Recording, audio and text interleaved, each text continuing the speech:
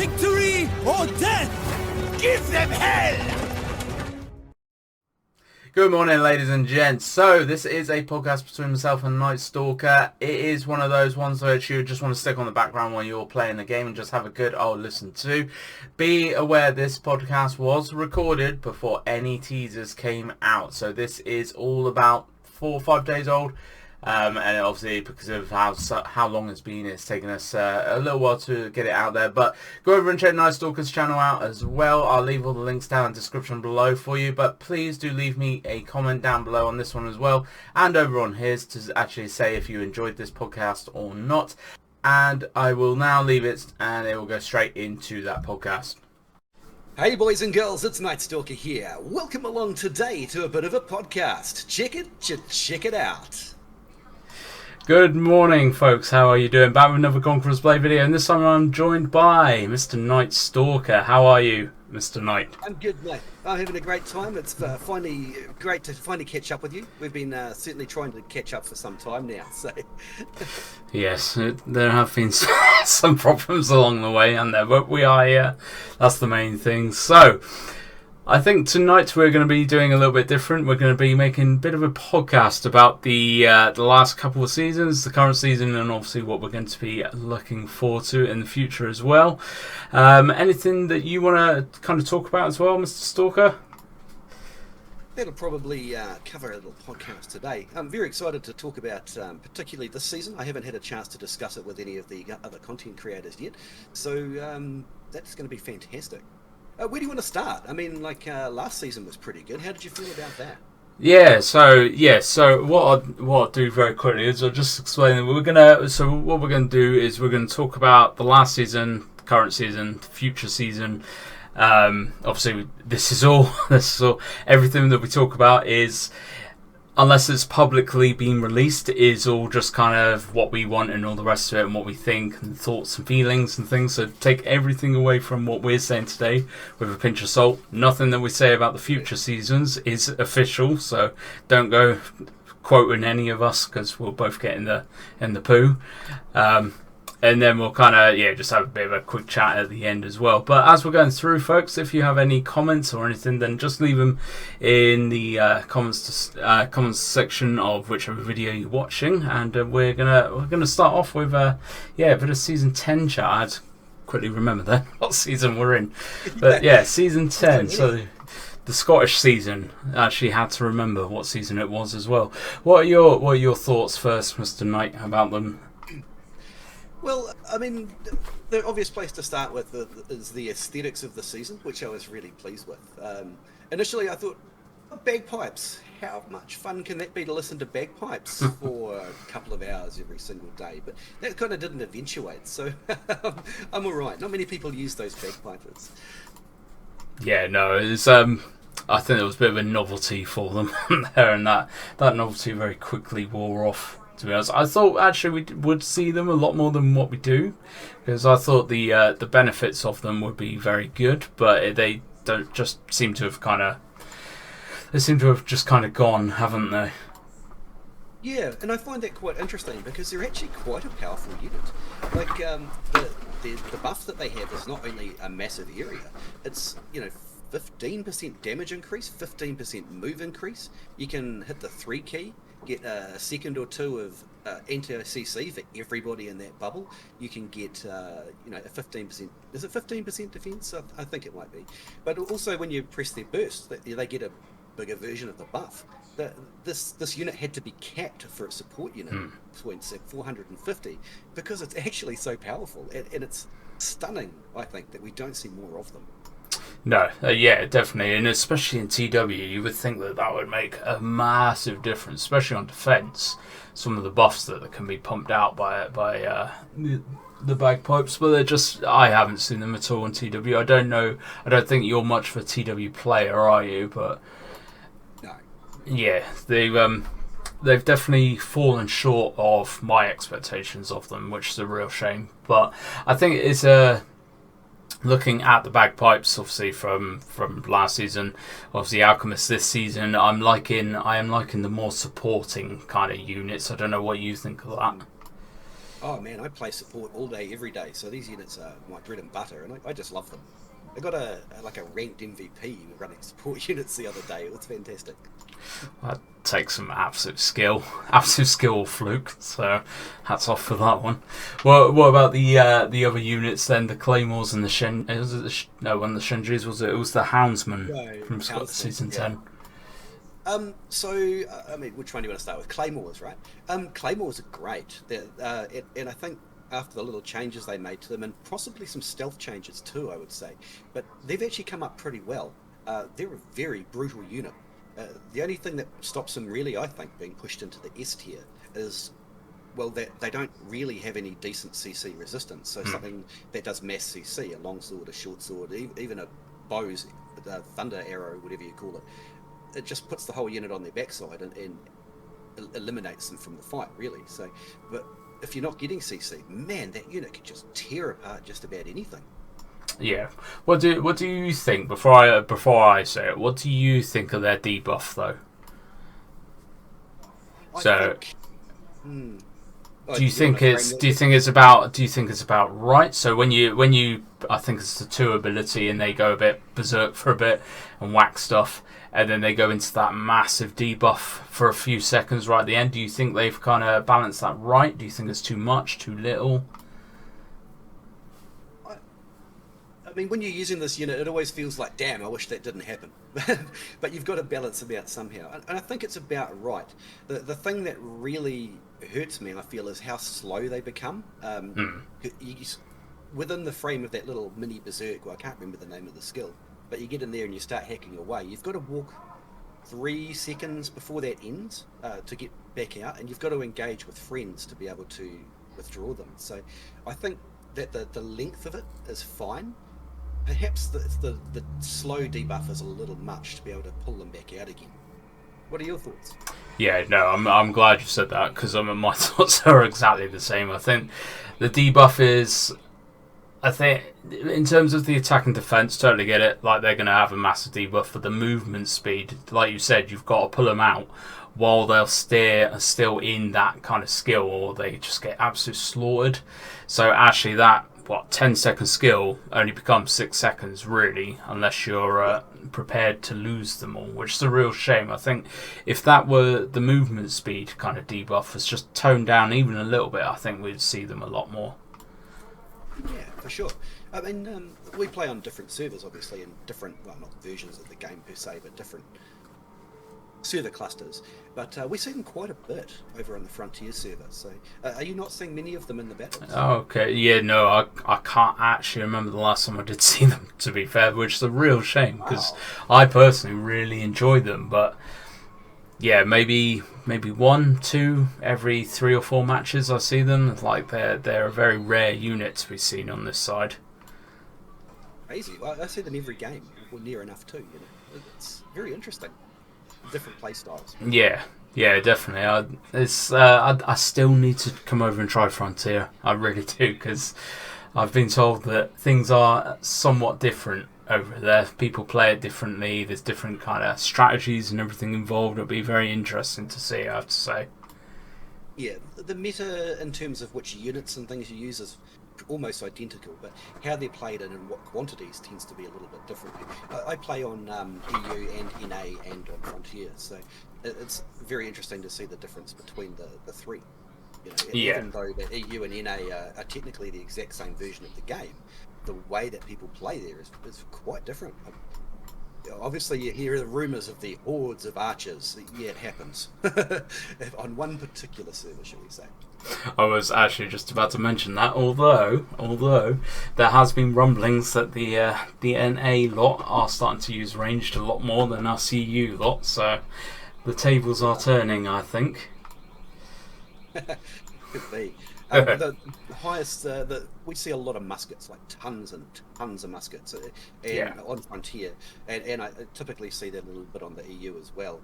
I think it's probably just the Shinjis are a little bit too overtuned, just a little bit on the high side, but I'm sure it's going to be addressed. They're typically addressing balance issues quite quickly now.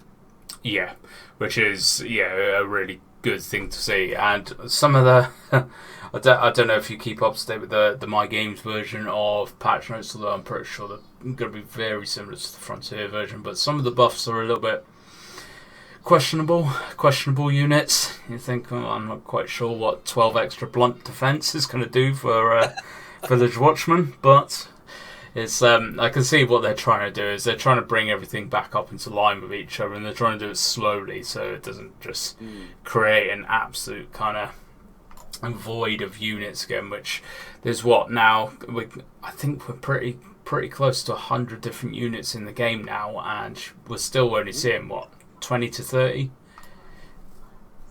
Yeah, typically, but in their incremental changes, like yourself, I really appreciate that from them, because in the previous seasons, ever since I joined at the end of season 2, so I mean we went through all of the issues from at the time it was Rattan Rangers, and then the latest one is probably they've just taken down the Keshiks. But in the early days, they swung far too hard left and right. They went from Rattan Rangers were garbage to they were utter god tier, and then they went straight back down to garbage and no one uses them. And we haven't seen that with like the Keshiks. It took that one little tweak to put them right back into balance, and I think they got it right. They changed a few little things, and then finally they twigged on what it was, not being able to hit through blocks. Yeah, definitely, and it's good to see that they didn't just the Keshiks in particular didn't just nerf straight back into the floor after the outcry from people in the community. But I think the best example at the minute of kind of balance is when they brought the Liao Rangers back into kind of rotation, and they gave them a slight kind of buff recently, and I would put them on par now with the Keshiks, to be honest. Like, you bring the Liaos Keshiks in, I think you're going to have a good game. Yeah, I'm very much enjoying the Liaos at the moment. They're for me probably the best cav, but I also love the Chevaliers as well. But I think that's because not being a TW player, I don't play a lot of cavalry, so Chevaliers are the best T5 crossbow unit in the game, right? They're sure as hell not the best cavalry unit. But we've eventually managed to skip a season. So we'll talk more about the Chevaliers in a minute, and I'm glad you said it first because I always butcher that name. But going back to the Houndsmen, then, what did you think of the Houndsmen? Did you enjoy the dogs that came with them? Yes, I absolutely love the Houndsmen as a unit. Absolutely love it. They can, when they first came out, there was a lot of cavalry spam and things like that, which, to be fair, is still going on, but nothing like it was. And they were able to, as an archer unit, defeat cavalry from the front, with their number 2 ability that pins people down, and then the dogs hit them for a further reduction, and if you get hit by both, you're immobile. So their DPS is horrendous, right? So the cavalry would charge me, you bang the number 2 on, they'd pin them in place and just destroy them. Not often that you get those one-on-one in isolation type things, but certainly the concept plays across to the death ball and things like that as well. And of course, my opinions on this are from a solo queue, often siege player rather than a group or territory war sort of play. So I really, really like that unit for its ability to really interfere with the enemy, to cause bleeding, which is horrendous for heroes if they haven't got the right rune. And they just do so much damage, even with their, individually, not so much, but the whole package really works. The only thing I don't like about them is the dogs are too aggressive. I think that when you're sitting in waiting mode, in shooting, the dogs should be well trained enough to not run off from their masters, leaving them a bit naked. Yeah, you got to be real Jimmy on the spot with that, don't you? I've noticed that recently, actually. Them and what really springs to mind about being too aggressive with the Reapers, and they just go off YOLOing into the absolute middle of battle, and if you're not aware of this, the dogs, the Reapers, whoever, they die quick, don't they? Sometimes if you're not keeping track of them. Did you know with the Reapers, your number 1 formation makes them far less aggressive? I've heard that it is down to formations, but I'm kind of stuck in my ways, and I always put them into that kind of line formation and then just charge them in. So mine are dead before they can even have a chance to YOLO in, to be honest. So So season 10 overall then, good season, bad season? It's a good season. My biggest criticisms would probably be, where's the map? You know, playing over on when I play on the My Game servers, where's the map? I've played it once. Genuinely, I've played it once. In Frontier, it's in the standard rotation, so you get it in the, But at the same time, on Frontier, we don't get things like Great Wall. I haven't played Great Wall in months, but why are all the maps not in the rotation? That's my biggest criticism. Where's the map? It's a great map. Where is it? Yeah, so apparently it is in the rotation, and a few people have played it, but I'm not sure how much I believe them, because the only time I've actually played it is when it was in its own map rotation in season 10, and I played it once, and no one ever seemed to play it afterwards. So that was it, really. Yeah. It did seem quite good, to be honest. It seemed quite well made, that map, which is a real shame, but oh well. What I like, I think, most about it is it's a defender advantage, right? And there's no trebuchets, and you've got to get on those big ass stationary pre-placed gold catapults and start doing it that way rather than just hit G and put a circle. And I think that's really cool. I really like that. So that's the point of difference for that map for me. And it undoes the defender advantage and makes it easier, even again. And yeah, I like the map in general. I get to play it a lot. Yay! I'd like to play it again, but we will see. But yeah, I think I'm definitely in agreement with you. I think season 10 was definitely one of the better seasons. I think it brought a lot of people back again, which is definitely what the game's needing. After the X-Raider fiasco. Yeah, I think that drove a few people away, didn't it? Which was a shame. Yeah. Real low point in the game's history. Yeah, but I think they when they did get around to sorting it, I think they sorted it properly, and it's yes. Kind and of they didn't nerf it into the ground. No. The unit is still super useful. Although, believe it or not, over on Frontier, people moan that the X-Raiders are not hard enough, that you can't just throw them into a unit of Tercios and wipe them. So that's a really interesting concept. That's what people on Frontier think, that X-Raiders are not powerful enough and need a buff. Yeah, it doesn't surprise me, mate, to be honest. I can't say I've seen much from our side of things in terms of comments about them, but I've definitely noticed more people playing them, so I think people are happy with them on our side of things. Yeah. I have to say, I think they're in a great place. Yeah. So moving on to this season then. So we've already spoken about the Chevaliers. Let's carry on that chat about them. So liking them, not liking them, liking the concept of actually bringing in a different unit with them as well. You think that's quite a good thing? I love the Chevaliers. As I said before, they're the best T5 crossbow unit in the game. And, I come from a place of, like, the units that they have. I make a lot of, like, guides and things for new players. So I've got, like, Rattan Pikeman guide, and I've got Pike Militia guide and things like this. So I've been using all of these low tier units quite often, and like my domain Arbalest, for example, have 5 purple doctrines before these Chevaliers came out, so they got chucked on there. And if you go and check out some of my videos that feature the Chevaliers, my god, they can put out some damage. They're Houndsmen on steroids, right? With a few less flexibility things. But I think as a unit, the way in my playstyle works is that the knights are almost irrelevant, and they're just the meat shield for those big old archers. And I'm okay with that because it works. It just works as a unit for me. I don't know. Again, I don't play 5-man stack, and I don't play territory wars, so I'm coming from a different place. How do you feel? Yeah, no, I'm in total agreement, mate. So when they first come out, I actually stuck my Quarterliers with them, thinking that two cav units in one, like that's going to be tickety boo. But it turned out very, very quickly that is the wrong way to play them, because as soon as I change over to the blue crossbows, yeah, it's like you said, the main part of that unit isn't the actual knights, it's the retinue unit that comes in with them, and I think if you're using those blue crossbows, they're naughty. You're not into the farmers then? Farmers don't do it for you? I've not actually tried the farmers. I know a few people have tried them, but it's Whether it's a bug or not, I'm pretty sure it probably is, but it seems to be when you hit the 2 ability on the Chevaliers, the blue crossbows get a quad shot, and it's increased damage by 30% and all the rest of it as well, so it's like a mad kind of thing. The amount of short swords I've had actually message me asking me how I've managed to build them like that is always a good thing, isn't it? But oh yeah, instant melt for sure. Yeah, great. For sure.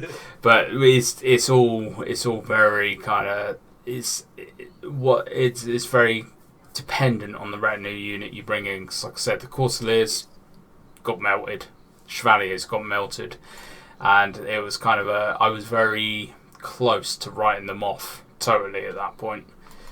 And someone actually convinced me to change the line I was on, because I think I originally went top line with them.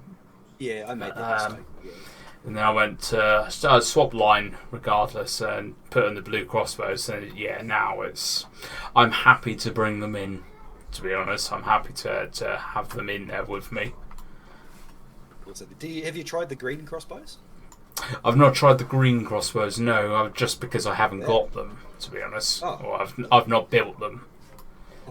That rate of fire is mental. There's so many of them, and they already shoot very quickly. And then you get the same thing. You get put the double shot on them, which automatically activates, and then they get all the boosts from the Chevalier line. And it's just a constant hail of darts, pretty much. You know, you're not doing much damage individually, but I can imagine that players in lower elo or lower tiers, particularly if it's like your second, third gold unit you've got, I can imagine that there's that green crossbow, domain crossbows, will just shred mid to low tier units, just utterly shred them. Sort of even anything purple tier without decent armor and a shield is going to get absolutely melted by them. But they just don't have the punch of the blue dudes, which is why I prefer the blue dudes. Yeah. The main arbalists, yes, that's what I'm. Yeah, I may try the green ones, and I'll see how they do fare up. But yeah, green or blue crossbow, I think, are definitely the way to go. Don't use the Corsairs, because they, I can tell you from personal experience, they don't do well. No. Yeah. The whole concept of the light cavalry charging with the heavy cavalry I really like to start with, but I quickly found out that all it does is it's a few more hit points, meat shields for the knights, and the knights are not particularly good. Very tanky, not a lot of damage. Yeah, that's it. And to begin with as well, I don't know if it was the same over on Frontier, but their 2 ability wasn't actually working for us for the first few days. Yeah, we had the same. Yeah, I thought that might be the case. I didn't want to just say. But moving on then to the banner guards, what are your thoughts on them? Oh man, okay. So I did a tier list recently, and I put banner guards in trash tier. Week. And I got, a couple of people absolutely ripped into me about it. And you've got to remember that when I do these things, I'm coming from I've run polls on this. The overwhelming number of people who play this game solo queue siege random, and that's the way I put the video forward. And I mentioned it at the start, but obviously they skipped through that. When you play solo queue and you don't play territory war and you don't get into houses and things like that, the banner guards are absolutely useless, man, because you've got no coordination to use their good stuff. I've seen Gamer King and King Alpha do some mental stuff with those units, but these guys play all day, every day. This isn't my real job, man. I can't get that sort of of crazy. So for me, I'm not impressed with them. Their leadership is pretty appropriate. I think they're the cheapest purple tier melee from memory, or cheapest purple tier full stop. But I can't do well with this unit, and I tried, man. I tried so hard when they first came out. They were actually a little bit bugged when they first came out from memory too, which didn't help me. But I ended up something like a 45% win ratio, overall, because I was trying so hard with these banner knights and couldn't make them work. There's certainly something that you want to play with others that you can communicate with, and that's about where my thoughts on them have to end, because I can't tell you anymore as a solo queuer. No, mate, it's quite interesting hearing you say it, because I'm exactly the same. I've used them for a couple of times, and I don't think they are the best purple unit to bring in. I'm going to leave it at that, because if you're already getting slated, I don't want to get slated as well. So They, I think they do leave a lot to be desired. I know, like you said, there's a few content creators and stuff out there that they're playing well and all the rest of it, but it is the time they sink into them, I think, is probably what's different there. And for the vast majority of us that can't or don't sit on here all day long, playing all day long, and learning every intricate little bit of these different units, I don't think actually. Well, I think there are better things that we can take in, aren't there? But it's I'm glad to hear I'm not the only one that thinks that way of the Banner Guards. Yeah, absolutely. They certainly lack something in the style of play that I do. So that's all I can say on them. Yeah, definitely. So I think safest thing is we'll leave that. We'll leave those Banner Guards there. What about the Alchemist then? Okay, so I'm a longsword support player. I love the Alchemist, especially when you're defending something like Constantinopolis or Reginopolis, depending on what server you're on. And you know, like the C point, for example, where it's completely enclosed, and the only real way to crack it is to come around the back, right? The only thing that really breaks those positions is when the units run out of hit points and die, and the hero's off getting a new one, or you know, they've run out of ammunition. So when you take half of that equation out, and you're just constantly healing these guys, especially the tougher units, the Imperial Spear Guard, the Iron Reapers, these things that generally get worn down over time. That's the way you defeat them. It completely negates that necessity for your Iron Reapers to spend 2.5 minutes going back to the supply point and healing and coming back to you. And in terms of how I play, that's fantastic, man, because I can chonk back hit points like nothing on this earth as a longsword, right? And to put these guys on top is just fantastic. I can't praise this unit enough, you know. I'm not sure if they ended up capping the number of support points you can get from them, because it's huge, man. You get 2,300 support points a game when you play these guys properly. That's quite a lot. Yeah, and that's not unusual, right? You get about 1,200 on an average game. You know, they're not as good on attack, certainly, because, well, you're not sitting there waiting for the enemy to come to you. You don't have that break where the enemy comes in and they're death ball, and if you manage to defeat that death ball, you've got all this time to heal up again. You don't get that so much when you're on the attack, right? It's a zero sum, not a zero sum equation. They go in, they're either dead or they're not. Yes, they're so again, much like the bagpipers. Are you enjoying the fact that actually their primary focus is support? Yes, absolutely. And you know, you can't use them all the time, and there's maps where they're just useless, but there are maps where they are super strong, and you take them on those maps and you make a massive difference to your team. The question is always, am I, you know, for my 180 points or whatever it is, am I better off taking a unit that does damage? Am I better off taking the Janissary Hackpateers, or whatever they're called? You know, the muskets on a stick. Yeah. They do heaps of damage in those defended, fortified areas too. What benefit are you gaining from taking the healers over a unit like that, for example? But that's why it comes down to the specific map and whether you're attacking and defending and things like that, because you have to get real value out of this unit to make it a better pick over something like that. You know, Prefecture Guard, you know, a lot of people would think, why the hell would I choose Alchemist over Prefecture Guard? And again, it's situation. When you're choosing your units appropriate to the map. Yeah, and in conjunction with your longsword heal as well, I'm sure you are a welcome addition to any defending team, especially. Yeah, bonus points. Yeah, I am in total agreement. I'm so glad that they are starting to kind of branch out now and make units that aren't just solely attack. They actually have a bit of purpose and a bit of kind of defined nature about them now that, like you said, certain circumstances, absolutely exceptional. Other circumstances, a little bit meh. But it's nice to actually have those units and that opportunity now to bring in units like that, which they are changing the dynamics of the game, which is nice. Not everything is just about attack now, and you've actually got to start thinking about certain units like this. And I have to say, from our side of things, I don't think that we have adapted very quickly, because you don't see a lot of alchemists, you don't see a lot of bagpipers, you don't see really even a lot of longswords at the minute either playing that full support role. And I think that's kind of where our version of the game kind of or people on my version of the game kind of lets themselves down, myself included.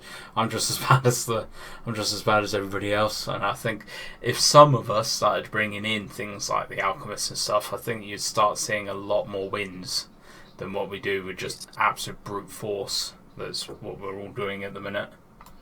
Yeah, the current reality is that support players don't get MVPs. Full stop. End of story. Yeah, and I think that scares a lot of people, doesn't it? As they would rather that MVP, win or lose, rather than just support the team and get the win. Right. I published a little thing that happened to me when I was playing support, shields and stuff recently. I had some guy message me and tell me I'm complete garbage and a total noob and I have no idea what I'm doing, which of course made me smile. What a treat always to get those messages. Yeah. So maybe you could type my name into Google, friend.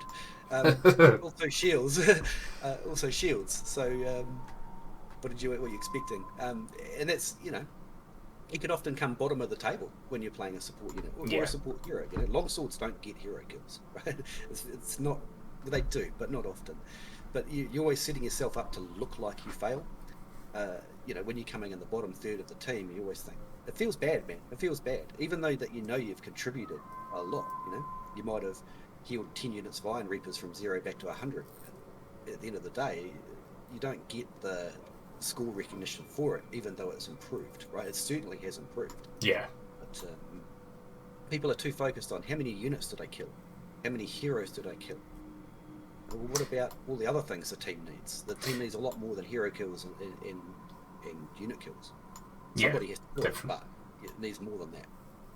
Yeah, like you say, I think with the changes in the scoring system and everything, which are constantly ongoing, I think that's starting to help, isn't it, with the team makeup and everything. But yeah, no, I totally get it. Like one of the guys I regularly play with, he was playing quite a supportive role, and I think he was genuinely bottom of the board 5 games in a row. But without him, we wouldn't have got the win. So that's it's a bit of a. I don't like being bottom of the board. I'm sure most people don't like being bottom of the board, but unfortunately, I think it's until the scoring system does change a little bit more. I think that is the reality, isn't it? It is. It's absolutely the reality. Until people feel like they're being rewarded for their contribution, it just won't be a main part of the mainstream game. It's simple as that. Yeah, no, definitely. But so season 11 then, overall thoughts? Good, bad? Season 11, overall good, bad. I like it. The biggest thing I like about this season is that it feels like it's the most balanced season we've ever had. I'm not saying it's perfect, but it overall feels like the most balanced season we've had. And all the units that were released were solid, but not overpowered. And that's my favourite thing about this, having played 10 seasons now. I love it. Yeah, there's definitely no no berserkers or anything, was there, this season, which is good. Indeed. Oh, what do you think about the map, La Grande Glory? Yeah, you've done a far better job than I would have ever done trying to pronounce that, so hats off to you. I began not to like it. So when we played the preview event, when we did the first couple of kind of weeks into the season, I really didn't like the map. Since playing it a little bit more, learning it, and finding out all the little different kind of avenues of attack and all the rest of it, actually is probably in my top 5 maps now. I wouldn't say top 3, but I would probably say actually top 5 maps that I actually really enjoy playing on now. Great. Do you think one side attacker or defender has an advantage on this map currently? Because they did rework it just a little bit because it was a bit tilted. Do you still think it's a bit tilted? I think it's genuinely. I think it is actually as balanced as it can be because there's multiple ways that attackers can get in and attack. There's multiple ways that actually defenses kind of hold up. Like I've been part of defenses which have held the first point, second point, the last point, and there's so many ways of doing it and going about it that I think that's what makes maps interesting, is the fact that it isn't just a bottleneck such as Regionopolis or Constantinople that you, like you said earlier, you have to go around the back of Sea Point to get it realistically, because going through that front kind of gate bit or that front archway is just absolute choke point, and it just becomes a battle of brute force at that point. Yeah, absolutely. I feel like Green Glory may still have a slight attacker advantage. I can't quite put my finger on why, but I seem to, whenever I draw that map and I'm on attack, I'm like, yes, I'm winning this one, and it seems to come about. I wonder if it's just because it's new and not everybody understands the full capacity of the defence, right? But there are things about it, like the first supply point, you can defend it if you're willing to use whatever you bring to it. Kind of like Algolia A, right? You bring something to Algolia A, it's dead. It's just a matter of time. But once you get past that and across the bridge, you can completely bypass that stronghold up above with the supply point. And a lot of the defender units tend to get left behind there because they can't come back down without getting murdered, and they can't go anywhere. So I tend to think maybe that's what it is. If you get stuck up there and people aren't used to it yet, then you're, what good are you to the rest of your team for the next 2 to 5 minutes? Yeah, it may just be how our servers play it a little bit different, because I would say actually on our side I've only ever seen that happen actually twice out of all the times I've played it. It seems on our side of things, people once we know A is pretty much gone, they'll if the bridge isn't already blown, they'll blow the bridge, get rid of it, and then a lot of times on the My Games version of what I've seen at least is people have fallen back to B, but then fallen back a little bit further as well to try and cover that bridge that pops up across the river, and that's kind of where all the defenders kind of sit. So I would say, to be honest, I'm probably 50-50 both attack and defense in terms of win rate on that.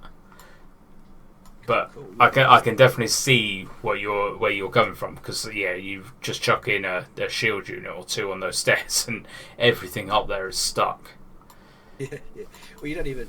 We just tend to just walk past it. What are they going to do? The units up there, they're going to come down into the middle of our team. But But also the other side of it is once you capture that A point, you don't have to go across the bridge. You can exit right, go across the, take that weird middle of nowhere point that nobody knows because it's suicide. And then you can either take the ballista bridge or you can go across the other bridge. But that supply point where they tend to spawn from is completely trebbable, right? It's super exciting. Oh yeah, like massively. I think that little bit of the area there, from the ballista bridge and the solid bridge through to the supply point, needs a little bit of work. Maybe I don't know, just something to block 1 or 2 of the trebs from landing there out of the 5 or whatever it is. Yeah, it is. That might be the reason why actually I very rarely see that defended. To be honest, I hadn't actually thought of that because I'm usually up like on the main bit fighting, not usually down there. But I have to say the attacking team does seem to rush and take that supply point 9 times out of 10 when I'm playing that map. So that might actually be the reason why, which I hadn't thought about. Yeah, I don't know. But I mean, if you're saying 50-50, it must be relatively balanced. It just must be something about the team comps and things between the server potentially. But who knows? Yeah, it could be multiple things. It may just be people have just played it a little bit more, and I've just been lucky with my teams. Could just be down to pure dumb luck. Moving on then. Okay, so this I feel like I have to emphasise this again because I have been called up on this in the past. Everything that you hear from this point on is not official. It is everything kind of educated guess at best. Yeah. I have been sent rumours, I have been sent leaks, and I have been sent things, and I will emphasise the things that I've been sent when we talk about them. But please, whoever is listening and watching this, do not take this as gospel. This is not 100% official information. This is just what we think and what we'd like to see. So, with that aside, Mr. Stalker, Season 12... which is actually very quickly approaching us. I think we've only got a few weeks left of Season 11. What are your thoughts? What do you think we're going to be getting this time around? What's the rumour you've heard? So, the rumour and the leaks that I have seen and heard pitted up a French versus English season. I made the prediction that we were going to be getting an English, Welsh, whatever season from the last season. Obviously, that proved to be wrong. That proved that we got French instead. So I'm actually still predicting we are going to be getting an English season because, to me, everything kind of lines up for it, especially now after this last season as well. I think as well, it's not just the case that I've seen things and stuff, but I think actually from a developing point of view, I think the game seems to increase in popularity and in numbers when Western seasons come across.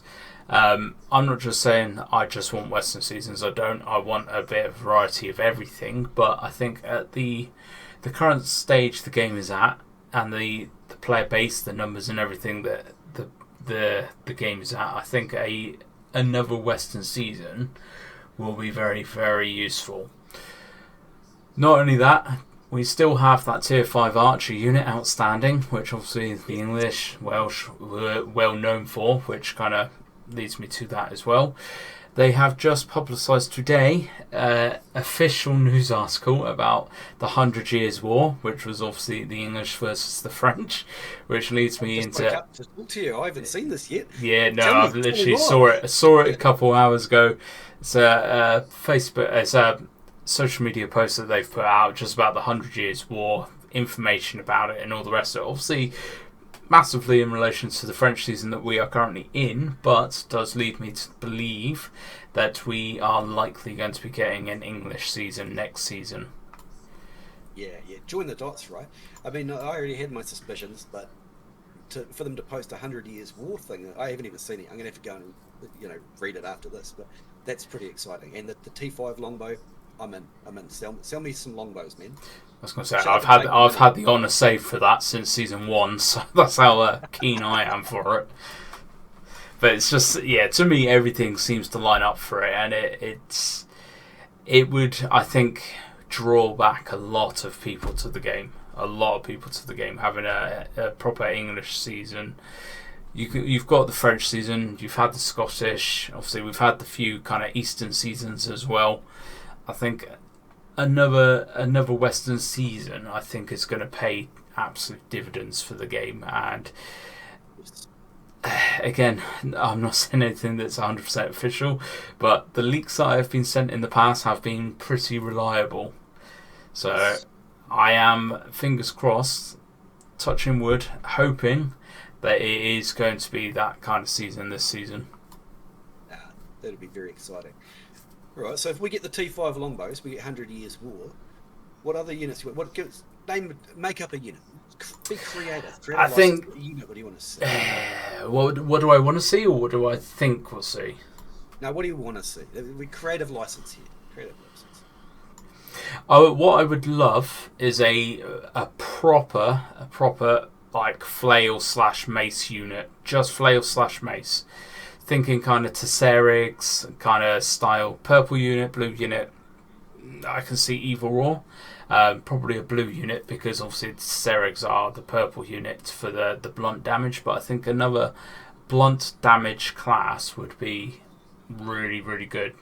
Shields Two-handed, it doesn't bother me, to be honest. Two-handed would be pretty badass running around a two-handed mace. But I think, that kind of Morning Star kind of mace flail type weapon would be an amazing thing to bring into game, and it hasn't really got it at the minute. I know we've got the Tesserigs, but they're I really like that unit, but they are just not viable. They're just not viable at the minute. Total trash tier. I can't believe you said that. That's blasphemy. That is. Steerings. Oh mate, they're so trash tier. Man, I'd pick Banner Knights over there. Oh. Yeah, I'm gonna get flamed for that one, I'm sure.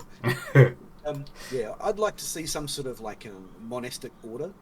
We've got the monastic knights on horses and things like that, but I'd like to see a monastic order, some Templars, Hospitaliers, something that we have steeped in history and things like that.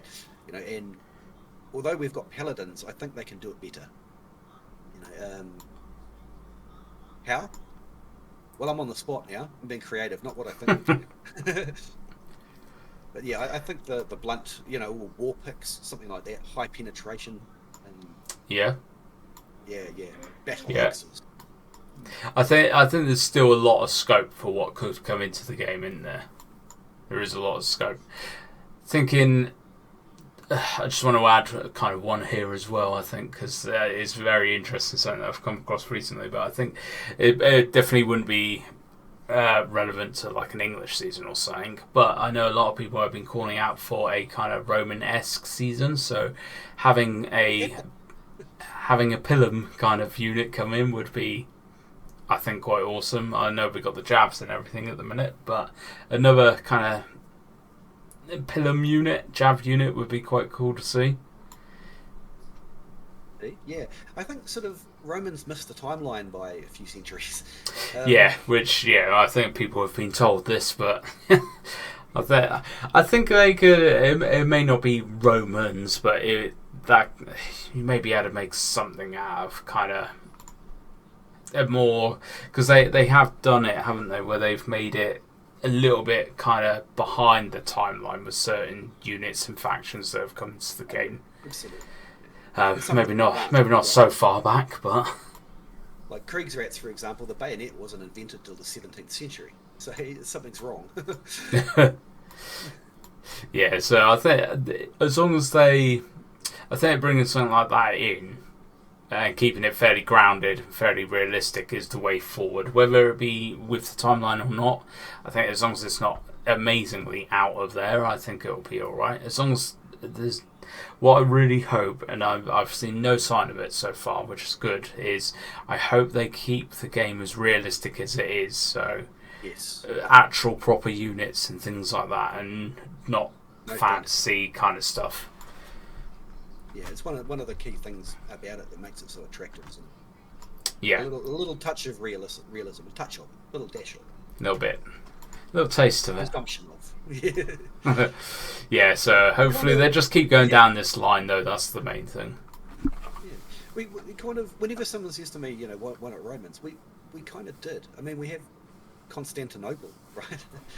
We had the Byzantine season. Sorry, was it not Byzantine? But they're pseudo-Romans, aren't they? I mean, Constantinople's here. Yeah. Yeah, I think because I don't know if you remember Mouflon, who used to be a content creator, but he actually delved into this quite in depth when it was first raised. This was raised years ago about people wanting Romans and stuff, and he went into a fair bit of depth about it all. But I don't know. We'll see what comes. But I think for next season, going back to next season, I think that's what it'll be. Is in English season. Do you have any other thoughts of what it could be? No, that's kind of where the rumours are. But hey, why not pirates while we're here?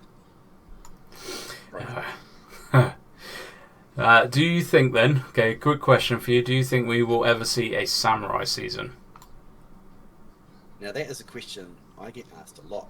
Now there's a lot of politics in this question. Obviously,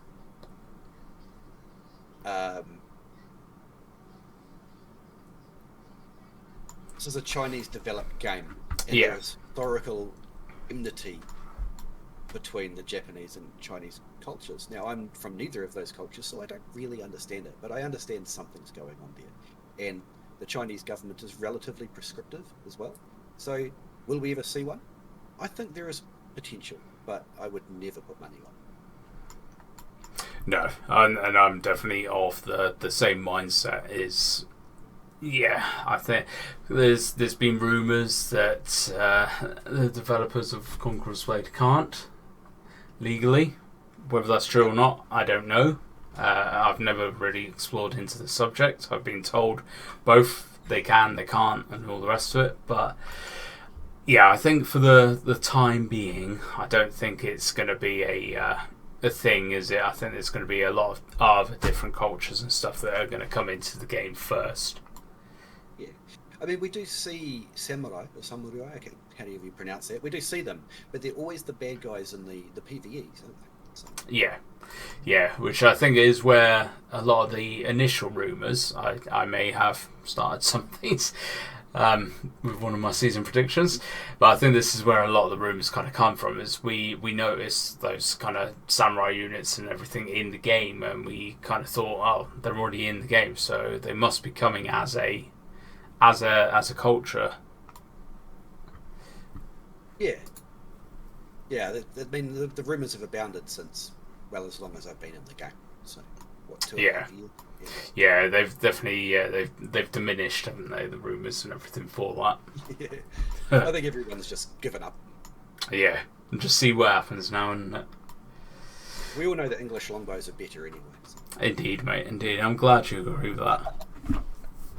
So, thinking just very quickly then, before we come to the end, thinking outside of units. Thinking outside of all that, is there anything that you would like to see come into the game? Any new hero classes, kind of systems, mechanics, anything like that?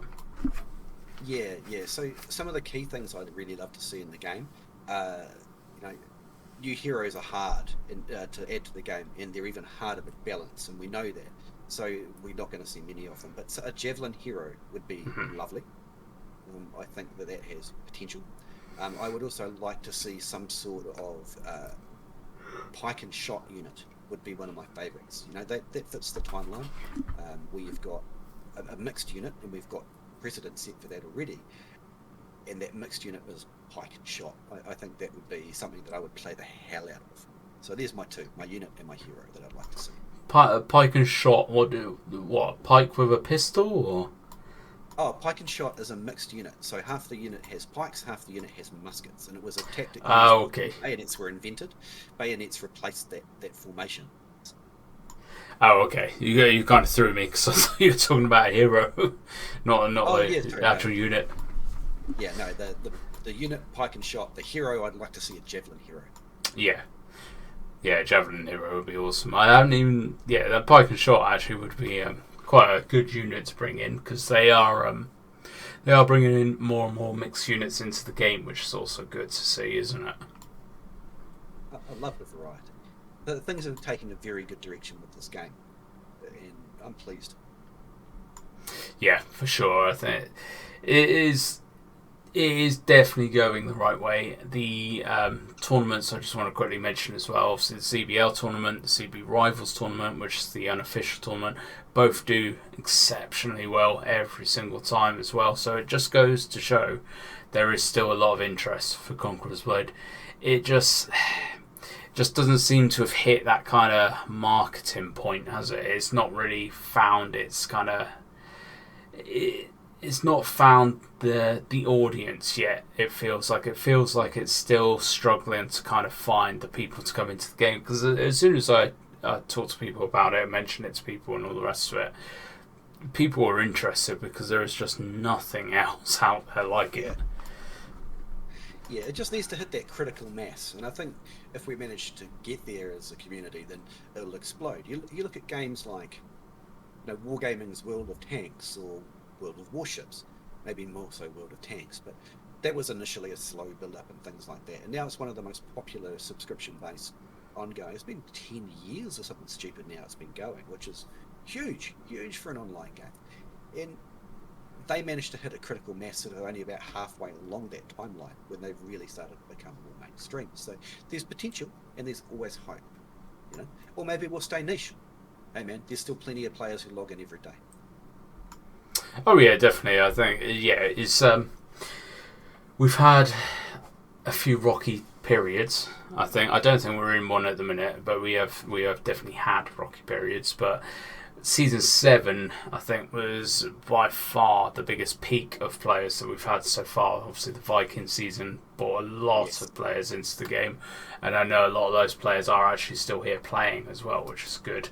And I think it kind of solidifies the point that they need to just find that real kind of right audience. I'm not sure how. But I think, like you said, once they do find it, I think it will go down the road of kind of World of Tanks, World of Warplanes, that kind of ground, to be honest. And I don't think it's going to go anywhere anytime soon. That's for sure. No. Of the 3 main server clusters, like the other 2 of them are not as big as the mainland China server, right? So that alone will keep it going. So. Yeah, definitely, mate. Have you got anything else that you would like to talk about, mention, or you're fairly happy? I think that's a good podcast. I think we're up to about an hour now. So yeah, I think people are going to be sick of that would do. Yeah, so we will call it there then. So where can people find you, Mr. Stalker? I'll put a link in my video for both your channel and my channel, and I hope you do the same. But just look me up, Knightstalker, Knight with a K, on YouTube. The best place to go. Fantastic. What about you? Where do we find you? Well, mate, other than England, yeah. So obviously, I do mainly YouTube. I do the odd stream here and there, mainly just for drops. But I'm mainly over on YouTube. I haven't done as much as I should have done recently, but I am looking at getting back into it. I kind of burnt out recently, but still plenty of stuff on there anyway. But yes, of course, I will stick a link in my video for you, mate. Oh God, my words have just gone. I don't even know what I was trying to say there. Of course I will. Of course I'll stick a link in there. That'll be a pleasure of mine, mate, to stick a link for you in there. But I want to say thank you very much for your time, mate. It's I would say it's been worth the wait. It's been a good old chat. Yeah, I've had fun.